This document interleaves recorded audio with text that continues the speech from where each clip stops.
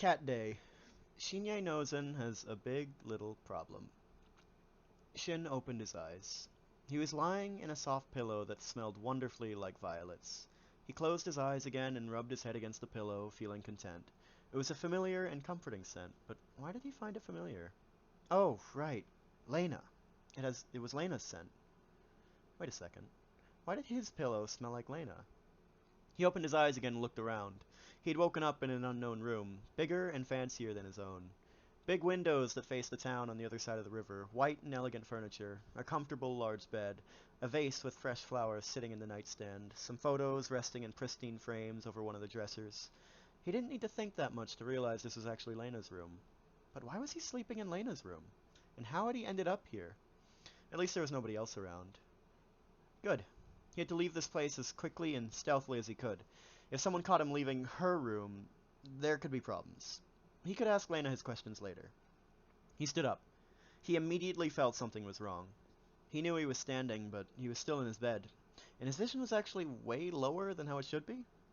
He looked at his right hand, and he found a paw. What? Looking at his surroundings again, he searched for a mirror. He found one hanging from a wall, and the reflection of a cat stared back at him. He hissed at it. Wait, why had he done that? That made no sense. People don't hiss at stranger cats. And it wasn't even a stray cat. Looking at it twice, he recognized he was just TP roaming around in the... Wait a second. He raised his hand. The cat in the mirror raised his paw. He lowered his hand. The cat did the same. Oh, shit! Was he in TP's body? Why? He desperately tried to remember how he had ended up in this situation, but the last thing he recalled was eating lunch with Lena and the others at the cafeteria. Maybe he accidentally took a nap after that, and now he was dreaming? That seemed like the only thing that would make any sense. Well, then, if this was a dream, he only had to wake up, right? He brought a paw, to his forehead. He couldn't exactly pinch himself without opposable thumbs, so he tried to prick himself with one of his claws. It obviously stinged, but nothing. He felt the pain, but he was still here. Still trapped in a cat's body. This was bad. He began pacing in the bed, both to get accustomed to his current body and to think about what he should do now. If his mind was here, what happened to his human body? Maybe he was unconscious? Or maybe, since he was here, TP's mind was... He stopped dead in his tracks. No. TP wasn't in his body, right? If an actual cat was in control of his body, roaming around the base, he would never live down the shame. He had to leave this room and search for his body quickly, before someone noticed. But he knew Lena locked her door every day without fault, and he couldn't exit through the windows, since the room was on the top floor of the barracks, and the windows faced directly towards the grounds, no ledge whatsoever. He was locked up. Pets weren't allowed to wander freely through the base, after all. So, what should he do? He looked around him again, searching for something that could help him escape. Maybe Lena had some books he could use to build a ladder to reach the doorknob, and... Something drew his attention. An empty glass sitting in the nightstand, right at his paw's reach. He had a sudden impulse, and before he could control himself, he reached for it and pushed. It fell to the carpeted floor with a muffled sound. Curse his newly discovered cat impulses. Before he could berate himself for his foolishness, he heard the sound of footsteps coming from Lena's office on the other side of the door. TP, are you acting up again? Heels against the floor and a mature, feminine voice. Lena's assistant, more likely. Good. Maybe his sudden impulses weren't as bad as he thought. This could be his chance to escape. He jumped from the bed and walked to the door, getting in position. The door was opened, and Second Lieutenant Pershman leaned out her head through the door to check on him. Now! He ran through the door as fast as he could with those short legs. The second lieutenant turned on her heels and tried to catch him, unsuccessfully. Hey, wait! Like hell he'd wait. He had to find his body before someone noticed the change. If TP was actually in his body, he could consider himself socially dead. Raiden and Theo would never let that down, let alone Sheedan. Luckily for him, the door to the corridor was open too, so he crossed the door from him and went to the hall, following the longer path toward the stairs. After all, his first priority at the moment was to lose the second lieutenant. Silently apologizing to her, Shin went down the stairs with a few jumps. He was lucky that cats were agile creatures, and TP had always had good reflexes. He wouldn't have survived in an active war zone without them otherwise. He stopped and listened to his surroundings. He could no longer hear hurried sounds of heels against the floor, so he went back to his other objective. First place to check? The training grounds. They had a scheduled test to check some new updates in the Regenlace after lunch, so he should have been there at one point. He walked through the walls quickly and silently. If someone noticed him, they would send him back to Lena's room, and he would have to escape again. He wouldn't be so lucky next time. Besides, he wasn't sure if he wanted to spend too much time alone in her room. It was a dangerous place for him to be locked in. Curiosity killed the cat, after all.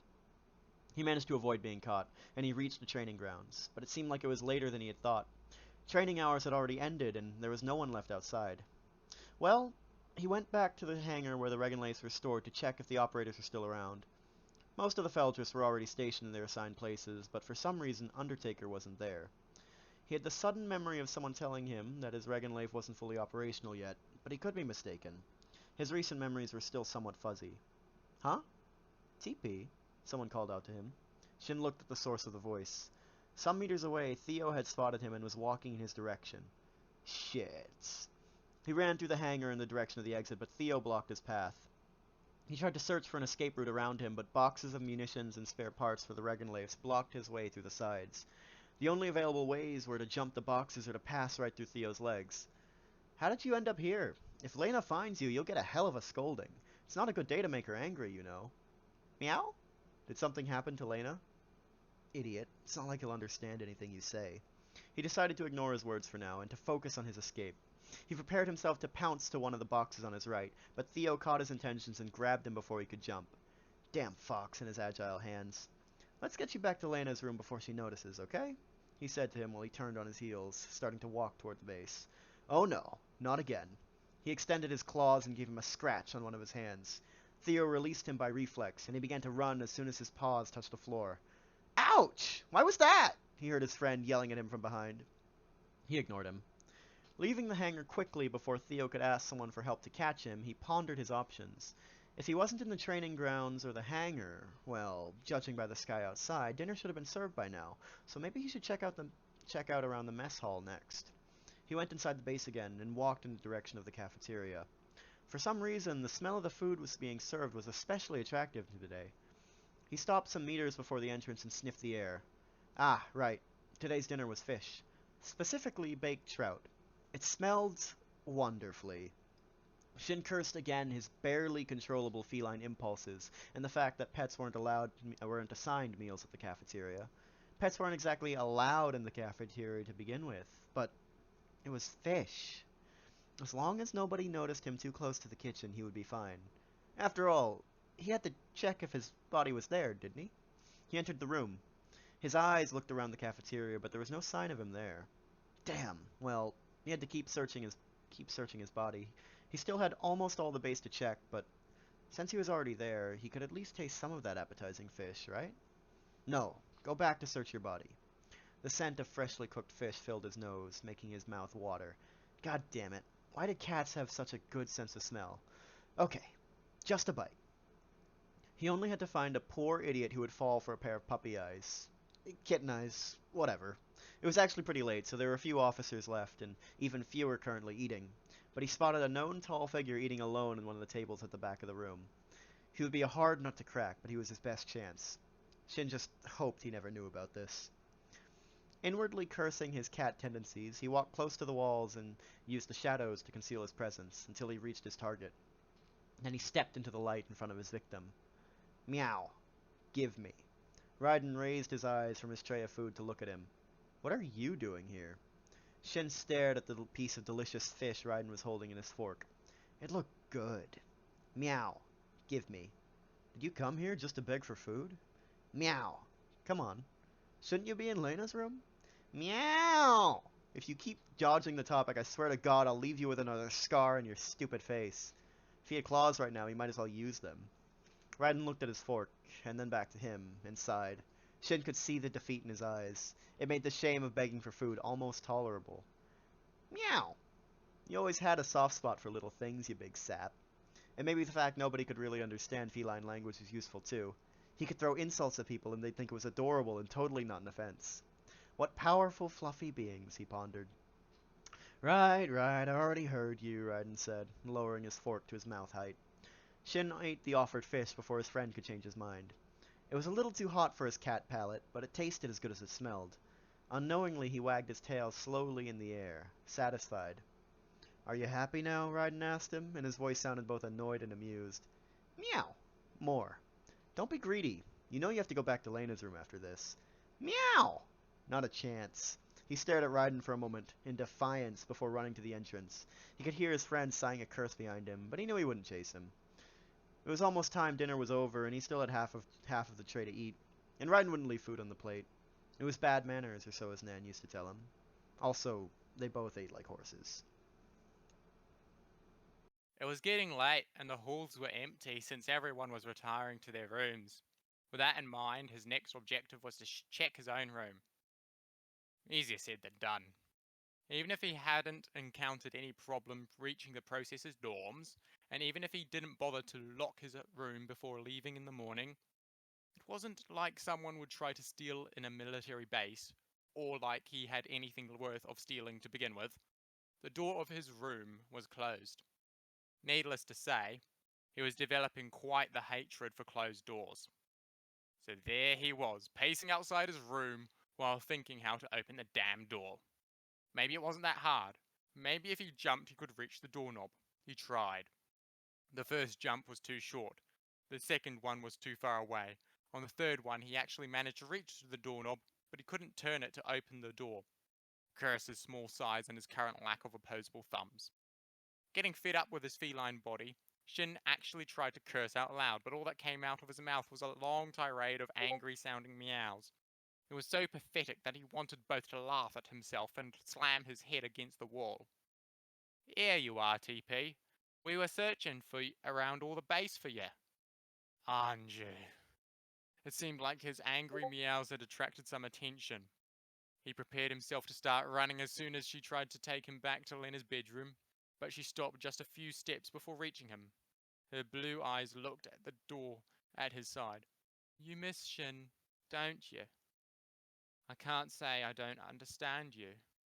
For some reason her voice sounded sad. Shin instantly worried. Had something happened to him? He felt like he started to remember something, but it was all too blurry to make sense. "But it's getting late and you have to come back to your place." Taking advantage of his confusion, Anju took him in her arms and started to walk. Shin wanted to escape from her hold, but he couldn't exactly scratch her, so he had no choice but to allow her to carry him.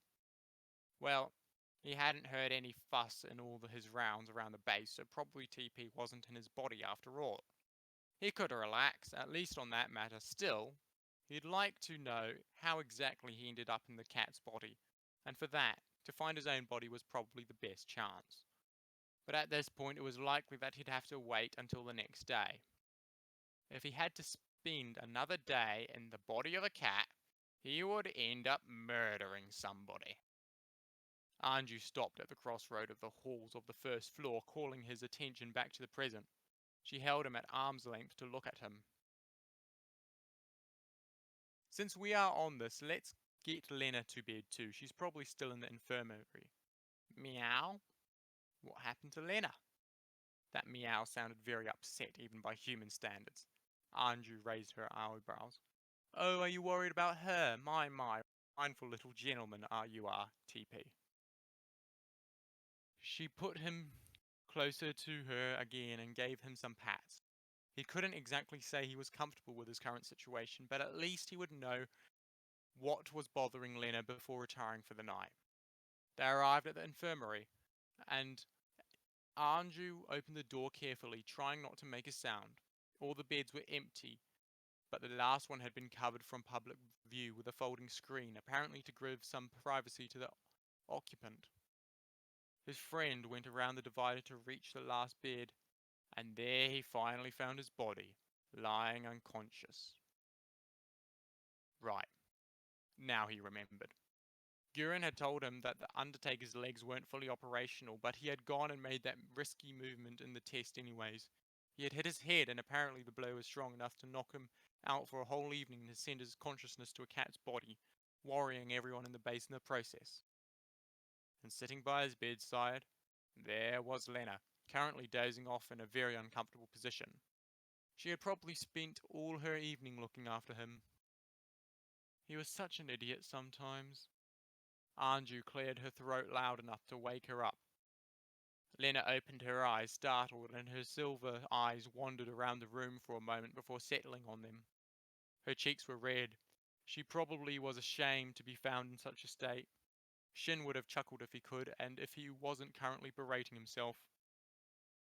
Anju, eh? Good evening. Welcome back to the world of living, Lena, Anju answered, teasing her in a friendly manner. I actually came to deliver something to you. Anju put a little away from her. No. Anju put him a little away from her, and Lena's eyes fell on him wide open. TP, what are you doing here? I found him in front of Shin's door. He's probably missing him too. I see. Thank you. Sorry for the trouble, Anju. I'll take him with me to my room. Lena took him from Anju's hands. He wasn't too happy about being passed from hand to hand, but well, and put him in her lap, patting his back absent-mindedly. It was actually pretty nice, if he had to admit it. Not that he would willingly do it. It's no trouble at all. Anju brushed it off, shaking her now free hands. I'll head to bed now, and you should do the same soon, okay? Her voice was sweet as always, but those blue eyes gazed firmly at the girl in front of her. Shin felt Lena teasing under him and closed his eyes for a moment in sympathy. He had been under that particular stare for more than once in his life. I know you're worried, but please, rest. Shin will be as good as new by tomorrow morning. Anju stopped her staring and gave her a reassuring smile. Lena relaxed and tried to return her friend's smile, but her shoulders fell a little. I know he will, I just... She left the phrase in the air, but Anju seemed to get the sentiment behind it. She nodded. Well then, good night, Lena, she said with a soft voice. Good night, sleep well. Anju turned around and walked away, disappearing behind the folding screens, and Lena and him, both his body and his mind, were left alone. Lena stopped her petting and raised a free hand to timidly caress the forehead of his actual body, brushing aside some of his bangs. Shin couldn't feel the sensation of his human body, but he thought he could feel the tickle of her fingers on his skin. He wagged his tail softly, somewhat embarrassed. She sighed, and Shin looked up at her. Her lustrous silver eyes were looking at the boy in the bed, full of warmth and worry. They made him feel guilty. Meow. Please don't worry about this idiot. She looked back at the cat, him, and smiled sadly. She then took her in her arms and hugged him firmly against her chest, resting her cheek over his head. If he was in his human body, he would have blushed. Sorry, TP. It's been a while, but here I am using you as a plush again, Lena said with a low, weak voice. I know he'll be all right, but I'm so afraid to lose him. Again. A sudden image crossed Shin's mind, a girl fighting alone in a country which had forgotten how to defend itself. In the day, she had to pretend to be strong, for she couldn't show any weakness if she wanted to actually accomplish something. But at night, she could let that facade fall, crying under the moonlight with just a cat as company, the only living being which could also understand the pain of being left behind. Shin couldn't understand why Lena was so fond of the cat until now, but... Please don't be sad. You're not alone anymore. I'm here. A weird, rhythmic vibration came out of somewhere, and he needed a moment to understand that he was the one who was making that sound. He was purring. Why was he purring? Lena's embrace? But he just wanted to cheer her up. Ah, how embarrassing. Lena chuckled softly, oblivious of his predicament, and moved him a little away from her to look at him in the eyes. She gave him a warm smile. Thanks, TP. You always help me in these moments. Should we get going then? She looked back at the boy in the bed. Good night, Shin. I hope you wake up soon. Meow. You better do it, you asshole. Maybe he should stop with the insults. At least at himself. What happened, TP? You're a little tense. Shin gave a weak meow. This was a little too much for him. Lena was carrying him through the base, holding him close to her chest. He could even feel them through her blouse, rising and falling with her respiration, moving with her every step. Yes, too much. He was lucky this animal body didn't react the way his actual body would have. Meow, he repeated, more bitterly. TP, you lucky bastard. Lena laughed quietly, and she began to pet him behind his ears while humming to herself. Between soft strokes, her sweet perfume of violets, the regular rhythm of her heartbeats, and her warm, comfortable bosom, if he forced himself to ignore the awkwardness of the situation, this was actually quite nice. Ah, fuck it. He closed his eyes and began purring again. He couldn't help it, so he decided to enjoy the situation while it lasted. Eventually, they reached Lena's room. Lena left him carefully in her bed and went to her bedroom. Trying to shake the sleepiness off of himself, he stretched, arching his back and raising his tail straight in the air. For some reason, he felt the need to follow Lena to the bathroom, but he froze at the first step. Another cat impulse, a dangerous one. Why do cats even do that? He turned on his heels, paused, immediately, and let his body's, TP's body, fall in the bed. He tucked his paws under him to suppress any other irrational impulse and buried his face in the covers, ashamed of himself. "What are you doing?" Lena asked, coming out of the bathroom. He didn't even look at her. No, not now. He wouldn't fall again. "Aren't you going to eat your dinner?" The sound of a bag opening. Food. He jumped from the bed faster than his Regenleif, hopping on top of a load to bury his blade in it. Yes, he had stolen fish from Ryden earlier tonight, but he had been pretty tight-fisted about it. And now that Lena had said it, he realized he was actually hungry. She served some cat food on TP's plate, and Shin stopped right in front of it. Was he actually going to eat cat food? Would he go that low? The answer was yes. He was hungry, and besides, he'd eaten worse stuff before. He'd eaten the synthesized food the Republic sent to the 86th sector, for instance. Whatever food Lena brought to her cat surely wouldn't be as bad as that. Far from it if he knew her, and he did know her enough to know that she spoiled her cat rotten. So he carefully tried one of the pink pellets. Meat. Well, probably synthesized food flavored like meat, but it wasn't bad. It was actually pretty good if he had to be honest. He finished his meal quickly while Lena filled the other plate with fresh water. Meow! Thanks. She smiled and caressed his head twice. She then stood up and walked to her bed, searching for something under her pillow. He followed her, rubbing himself in her legs. Cursed cat instincts, but who cares at this point?